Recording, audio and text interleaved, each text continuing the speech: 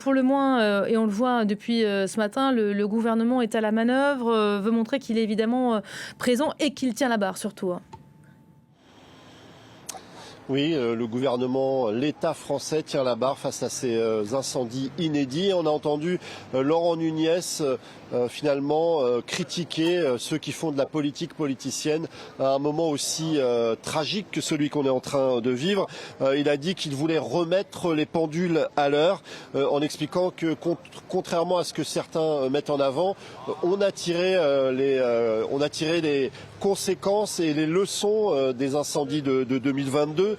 Il a expliqué que des moyens avaient déjà été prépositionnés et c'est quelque chose qui est mis en œuvre chaque été en France pour tenter de faire face à d'éventuels incendies, que les moyens ont été augmentés de façon considérable. Il a évoqué notamment les 51 colonnes de pompiers qui ont été constituées. Il a évoqué le matériel aussi qui a été mis en place ces dernières années, des engins qui ont été achetés, quelques 540 engins achetés depuis 2022. Et puis il est revenu sur la polémique autour des Canadair parce qu'un certain nombre de voix se sont élevées pour expliquer que leur nombre était insuffisant, qu'un certain nombre d'entre eux étaient en maintenance.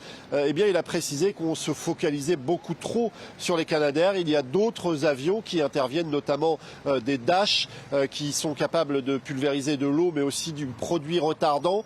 Un Canadair, c'est 6 000 litres qui sont emportés à bord. Un Dash, c'est quelques 10 000 litres. Une façon de balayer d'un revers de la main les critiques qui font état d'un manque de moyens. En tout cas, les moyens qui sont à disposition sont utilisés massivement. Et puis, pour les pompiers, eh bien, il a souligné qu'il y avait quelques 600 pompiers qui sont théoriquement à l'œuvre du côté de la Gironde.